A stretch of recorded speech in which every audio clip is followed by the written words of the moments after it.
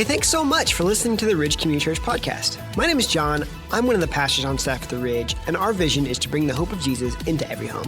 So as a piece of that, our goal each week is to bring you something that's hopeful and helpful. So subscribe to this podcast to make sure you don't miss any hopeful and helpful conversations. Hey everyone, and thanks for listening to this episode of the Ridge Community Church podcast. If you find today's episode hopeful and helpful, then please follow or subscribe, and then rate and review so that more people can find the conversation. As a church, we're about to launch into something that we call Live Big, which is our annual season to practice generosity and compassion in a big way. We give, serve, and love in big ways during this time, and it's a time where we really highlight our church partners. See, we select our partners because they live out what we see as our unique call to compassion, serving kids, alleviating cycles of poverty, and planting churches. So this week, Nate and I got a chat with the executive director of Hope Street, Ashley Thomas, who's one of our local partners. She shares with us what Hope Street does, the impact of their new community center, Shechem, how their community makes an impact, and what she has learned over time there and more. This is our conversation with Ashley. Hi, Ashley. Thanks for joining Nate and I on the podcast. Yeah, thanks for having me join you. Super excited for our conversation. So, Ashley, would you mind just maybe introducing yourself a little bit and telling everyone a little bit about Hope Street? Absolutely. So my name is Ashley Thomas, and I am the executive director of Hope Street and now Shechem. And Hope Street is the greenhouse for people on 26th and Capitol, and we provide housing and healing for men, women, and children coming out of different areas of brokenness. And our hope is really just to walk alongside people and kind of meet them where they're at as they're working towards achieving their own goals. And that looks different for everyone. And now with the expansion of Shechem, the community center, we're able to meet the youth in our community where they're at as well. So support with after school programming, as well as just providing a safe place for kids to be. We have a gymnasium that's been pretty popular. So yeah, just again, another space where we can meet people and assess needs and walk with them from there. And Shechem just opened, right? So within the last year or so, when did it open? Yeah, so we had our grand opening on August 24th, and that was a 3-day long celebration, and been open since then, and have a couple hundred members that have joined us since that date, and so it's been pretty exciting to get to meet new people. Wow, that's pretty awesome. What does Shechem look like since you've opened then? Like, what's like the weekly rotation been like? What kind of stuff do you guys have going on? Yeah, so it basically around 2:30 is when we start to see like a huge rush of people. So anytime after 2:30 is when kids are getting out of school. Our high school students are here first, and then the younger kids kind of gradually make their way in. Usually it starts with like people getting a snack and then going into the gym to play open gym or shoot around. And then we also have been having some weekly like health challenges too. So we've done like a sit-up challenge and a plank challenge, and then on Friday, there's like one winner and they get to pick a meal of their choice from one of our local restaurants. So that's been a fun thing. But then some of the kids are in the classrooms getting support with schoolwork or just working on arts and crafts or playing a game. And so we're really trying to create more opportunities for during the day when it's a little bit slower for some of our adults and people in the community to have access to the space. But so far, that like 13 to 27 age group, they've found us and they are here every day. That's awesome. You know, I'm sure that you probably have like a ton of stories about your time with Hope Street and also now Shechem. Would you mind just maybe sharing a couple of cool stories about some of the life change that you've seen happen there? Yeah. I think the neatest thing about Hope Street and now Shechem is like oftentimes we get a glimpse into people's like story, our journey. It's not necessarily always where we get to see like the beginning to the end. Sometimes, but so some of the like neat things that come to mind or people that come to mind most recently is Amanda and her now 3 kiddos live at Hope Street, and she's celebrating a year of sobriety today. So that's why this is like fresh in my mind. Mm-hmm. Yeah. And when she came to us, she was still pregnant with her daughter and had been in drug use up until that point. And so just seeing how now her baby girl is like growing and doing really well, and how now Amanda's been sober and recently just started back working for the first time in several years, and so many things that she would say this, and she will share this story soon at one of our next events, neglected as a mom. And being at Hope Street's just given her this opportunity to like relearn new skills and allow her kids to just be kids.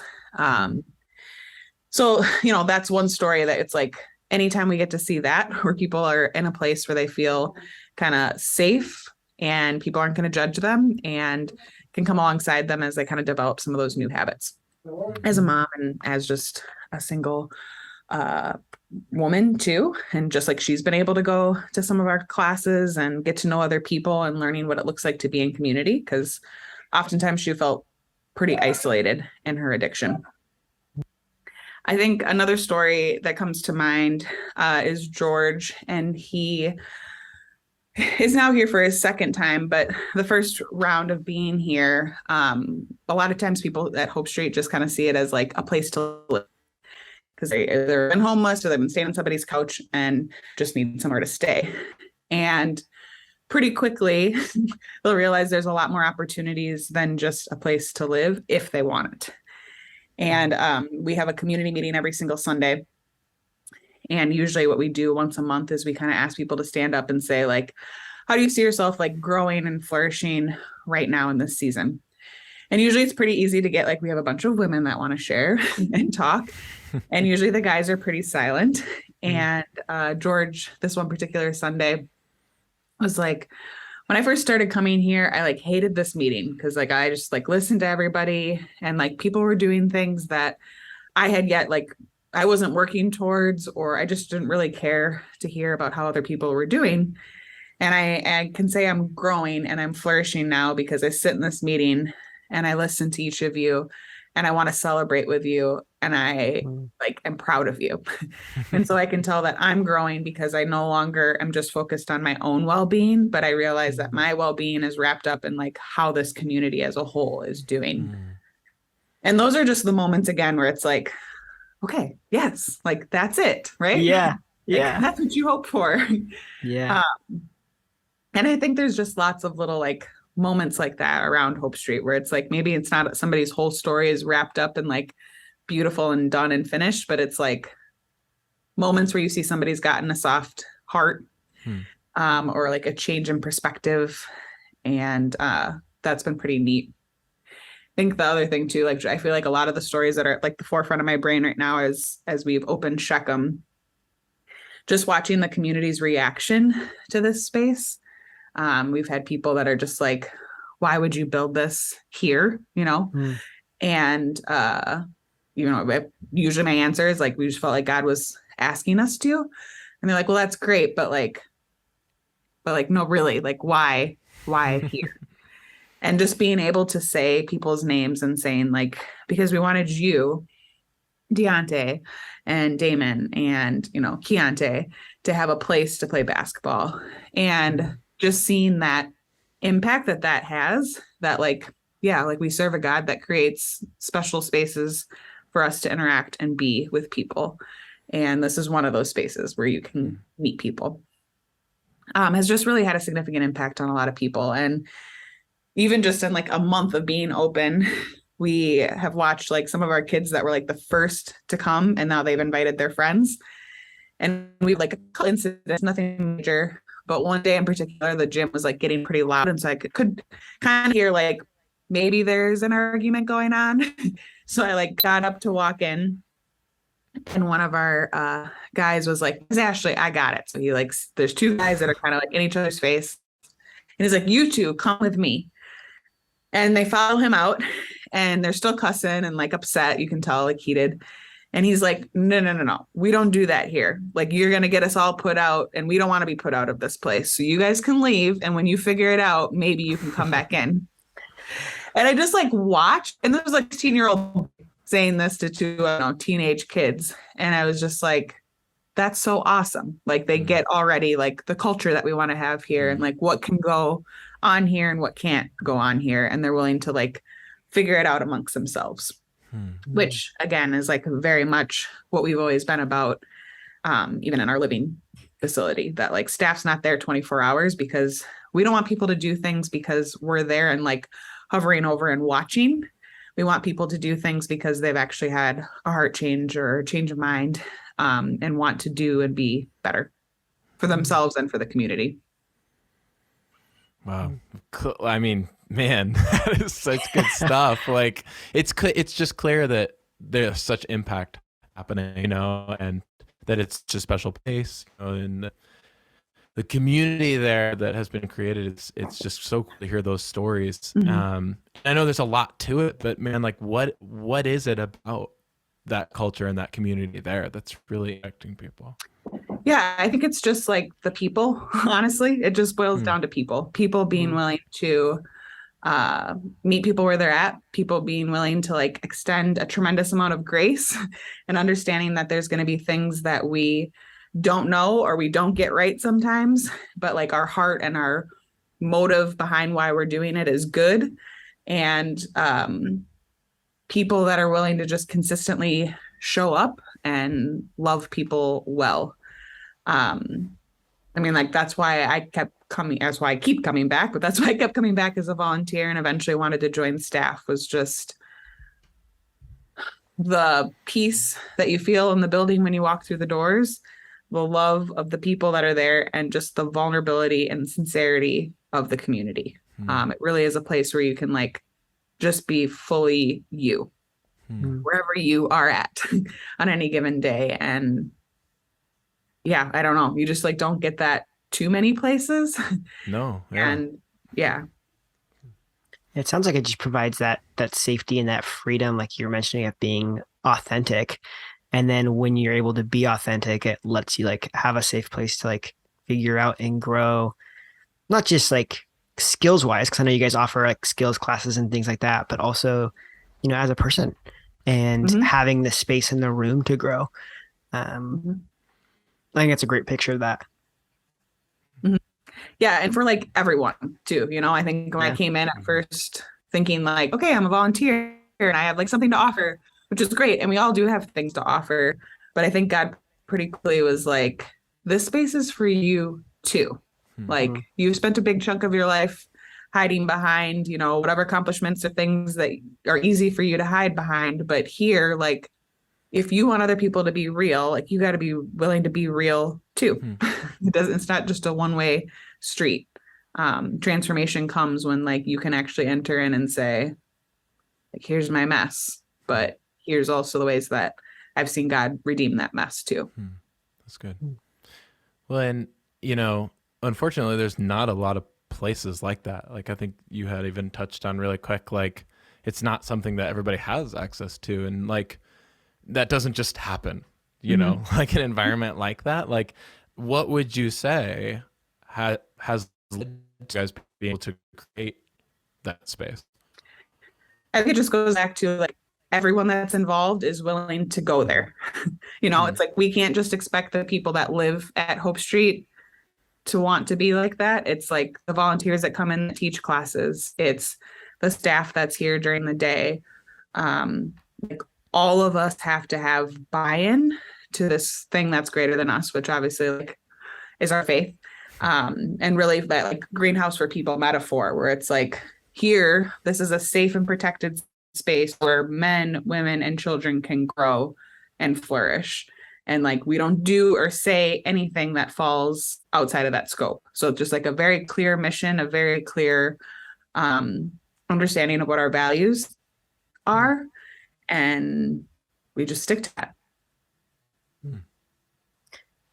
You mentioned this a little bit, but I'm curious if you could share a little bit more. What are some of the things that you feel like you've learned personally during your time there that have like impacted not just maybe what's happening at Hope Street, but also in your own life as well? Yeah, personally, I would say the thing that has impacted me the most was really just an opportunity to like not hide a lot of the stuff that my family had endured and went through, and how it has impacted and shifted my thought process on a lot of things, what it means to be homeless, what it means to be an addict, how you even go about like serving and helping and walking alongside people, because I had seen, firsthand what it looks like to get that support, and sometimes how people do view you or treat you and all of that. And then on the backside of that, like I've also been obviously in a position where I've been able to serve and walk alongside and support people. And so wanting to do that in a way that's dignifying and respectful and honoring, because I think the thing that I've learned is like can all be like a step or two away from being in the situations of those sometimes that we're walking with. And so not looking down on people or assuming we know like, hey, if you just did this, this, and this, your life would look like this. Because there's so many factors that come into play with that.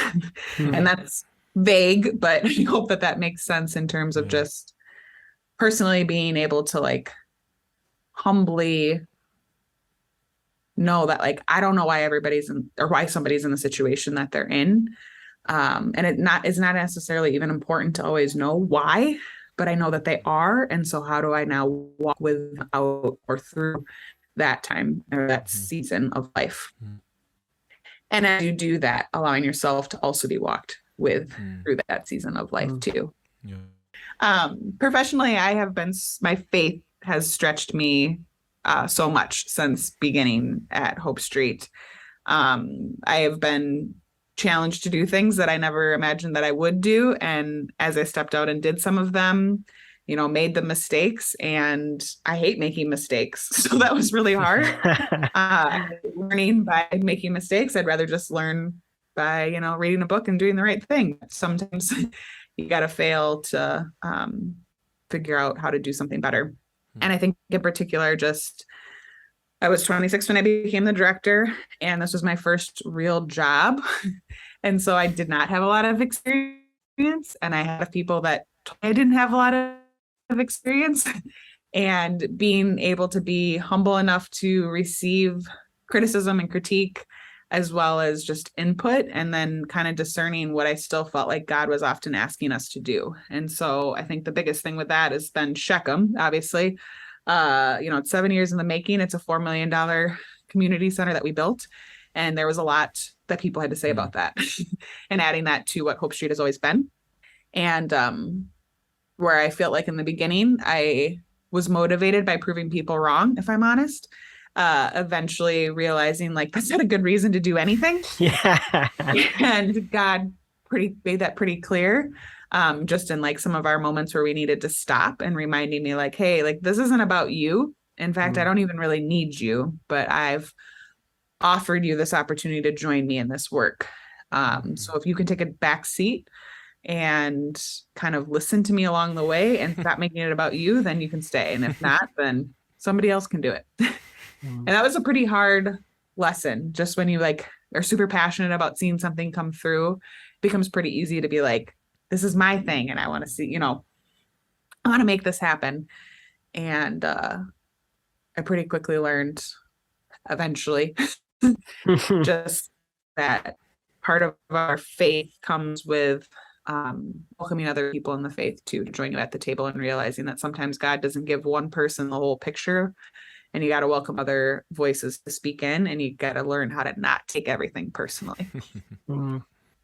Yeah. So I'm curious, you mentioned like being able to see people more holistically and see people without this, I'll call it judgmental kind of mindset.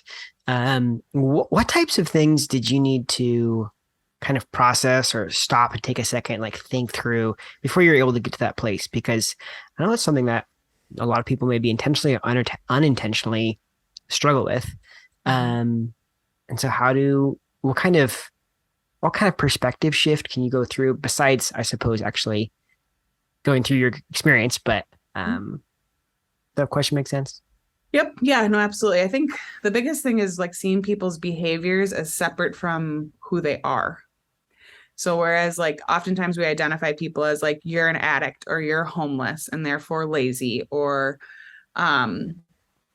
You're coming out of prison, you're a criminal.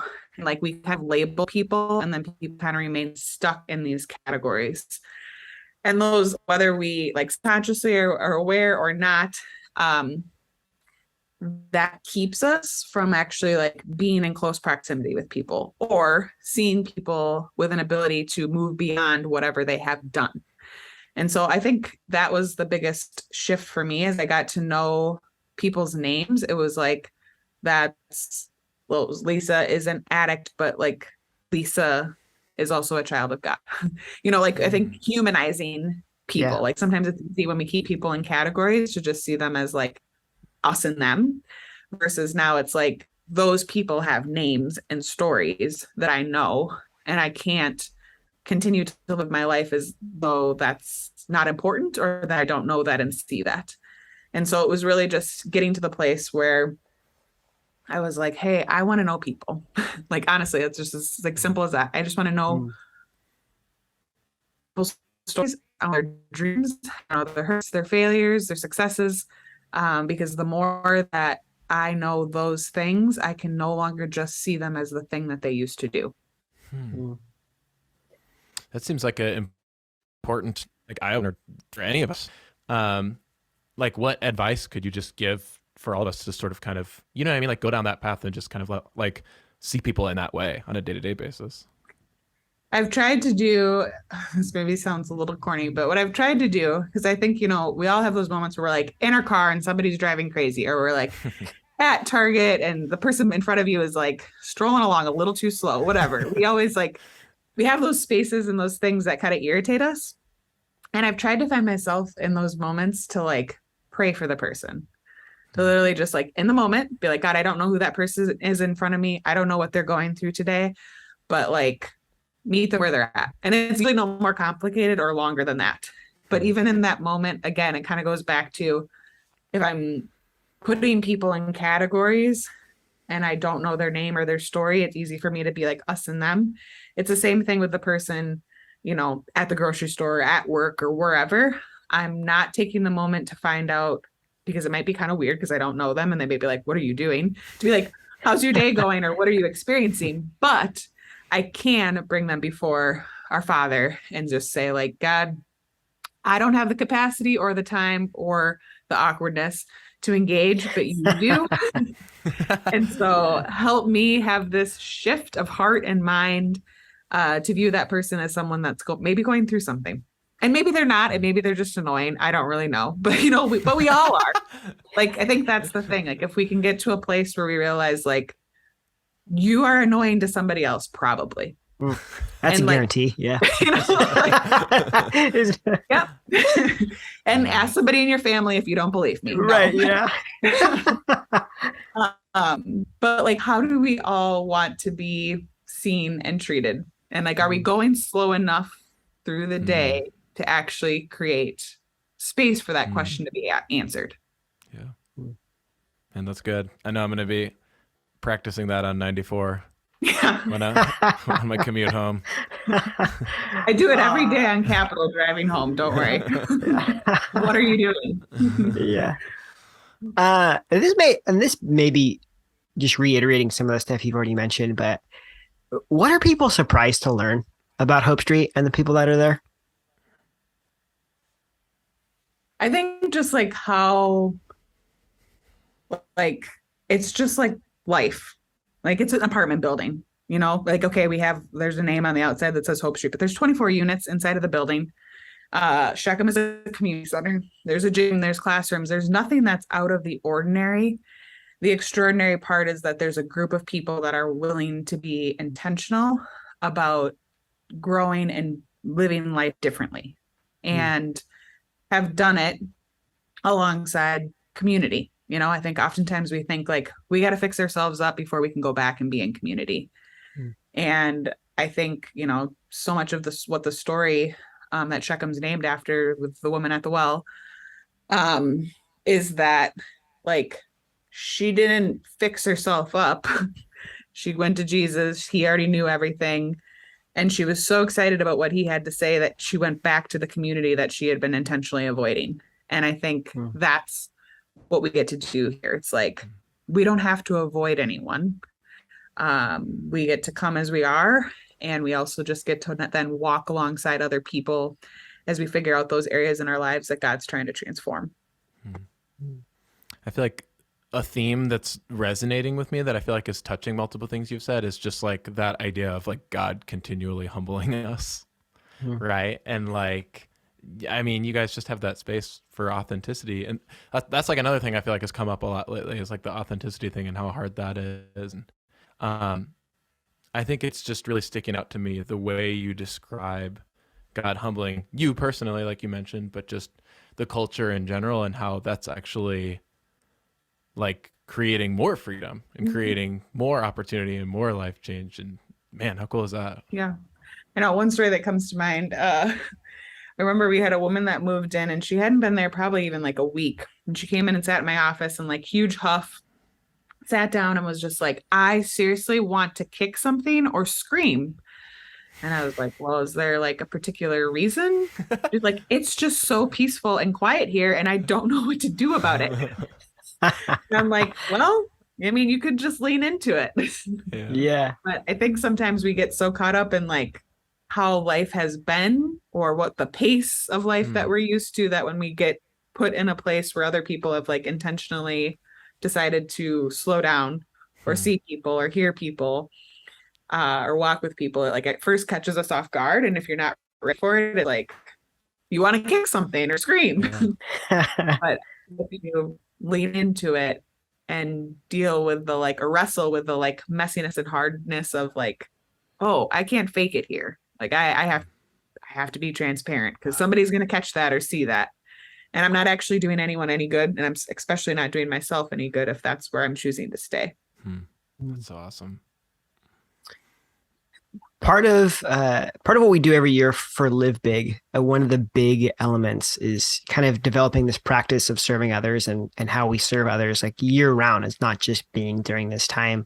And you brought up that you've been on both sides, being served and serving others. And it's changed a little bit about your perspective about how to serve in a way that actually makes an impact. Would you share just a little bit about like maybe how someone can make the most impact when they serve, and if there's like a perspective they need to have going in or a style that they need to think through? What does that look like? Yeah, I'm trying to think of like if I had to like boil it down. I think the biggest thing is like when people need help, they usually need just that, like just need the help.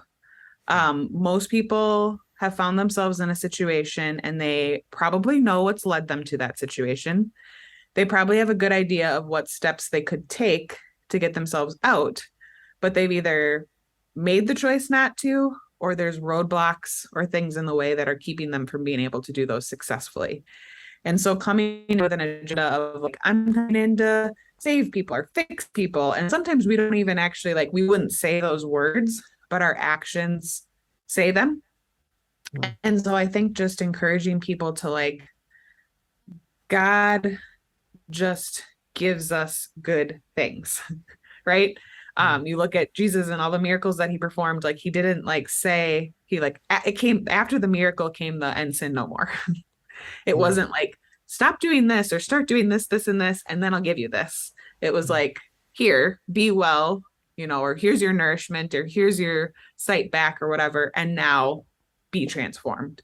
And so I think that's the attitude, if that makes sense, that I would encourage people to go in with serving, is just like, our first step is to just love well.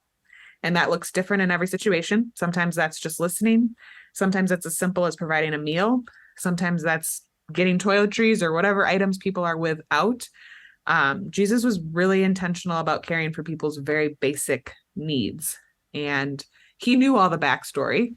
So he had that insight, but that didn't keep him from meeting people where they were at and providing and meeting a basic need. How much trial and error does practicing that take? A lot. And I will say, like, the thing that I have learned is people that are being served have a tremendous amount of grace. Honestly, like, you know, it's like I've had conversations with members after that, I've had interactions with people, and, you know, they're like, so-and-so said this or did this. And I'm like, oh my gosh, I'm so sorry. and yet they're like, it's okay, like I get it or whatever. And also I've seen really beautiful opportunities for like them to circle back with that person and being like, hey, I know you maybe didn't mean this like this, but this is how that came across. Yeah. So I think just being, again, humble and willing to learn in the process and know that you may not get it right. And our job as the receiver is to extend that grace and saying like, hey, you're taking that leap of faith in those first steps towards serving well, and you may not get it right first, but don't stop. That's good. So if somebody's hearing this and they're like, I want to be involved in the stuff that's happening at Hope Street and in Shechem, how can I serve? How can I serve and make an impact? What would you say? Show up. And I think that would be the first step.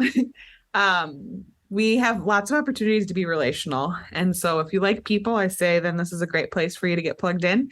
If you don't like people, we've got tasks for you too. But the biggest thing would be kind of just checking out, say, I have that's entitled very clearly a volunteer.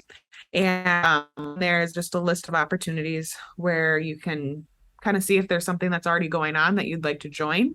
But we also have space to be like, hey, like this is a gift God's given me, and I'd love to see what it would look like at Shechem or at Hope Street or yeah, I think that would be kind of the next point would be either you can just show up because there's always something happening and we'd love to get you plugged in, or take a look on our website and reach out to Brooke, who is our community relations director. And she can help you kind of assess and discern what might be a good fit for you too. Well, Ashley, thank you so much for sharing with us the stuff that you've learned, stuff that's happening. There's some really amazing stuff that's happening and going on in your community. And thanks for just like letting us hear some of that and know how we can do some stuff to make a difference too. So thanks for sharing and thanks for coming on the podcast. Thanks, yeah, Ashley. thank you for having me. Well, that was our conversation with Ashley Thomas, the director of Hope Street. Nate, you're hearing that, and kind of like I said at the end of the call, I could see, man, just like the wheels are turning. It was like so much good stuff and so much, I think, really powerful thoughts. Do you have any takeaways that kind of hit you right away?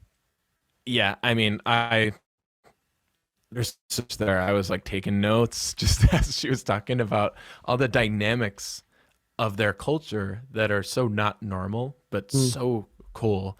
And like you want her to be able to have this like, here's step 1, step 2, step 3, yeah, like how to build this. But like, yeah, I mean, it really just boils down to some stuff that we know from God of just like, man, having that grace for other people, having the time and the place, to just connect with others and listen to others. And then even just like we ended it where she was talking about serving and just how she sees serving now. I mean, that kind of felt like a punch to the gut for me a little bit, because like it's just easy when you're serving regularly to just get into this mode of like, oh yes, like here I am to serve and like feel good about it, instead of just focusing on aren't you graced by my service? Yeah. So lots of good challenging stuff there. Yeah. I think that constantly putting yourself in perspective of others, and she mentioned just this concept that I think really stuck with me of not seeing people as just their behaviors. Because I think that is such an easy trap to fall into, and how terrible. I mean, like, I know it's like a common trope where we think, we do judge people by their actions. And as much as there may be some fairness to parts of that, ultimately, like, we're not defined by those things. We're defined by who God says we are. That's a core belief that those who follow Jesus hold, and so how can you start transitioning the mindset away from that and seeing people as more than a behavior? Yeah. Yep. I mean, this is a listen to it twice episode. Yeah. Like really, it was so good. Yeah. Well, hey, if you do want to get involved with Hope Street and stuff going on there with Shechem, please, you can check out our links below, as well as we're in Live Big season. Lots more information there as far as like, hey, how can you be part of Live Big as a whole? And as we do a series of these podcasts with other partners as well. Be sure to check those out as we talk to some really amazing other people coming up here pretty soon. If you like this episode, please rate and review it, follow or subscribe. If you found it hopeful and helpful, share it with somebody that you think could really grow from it, or really just, be able to have a conversation with someone about it, because I know, at least for me, it's really helpful to have a conversation about these types of topics with other people. Yeah, thanks for listening to this episode of the Ridge Community Church podcast, and make sure to follow or subscribe so that you don't miss any hopeful and helpful conversations.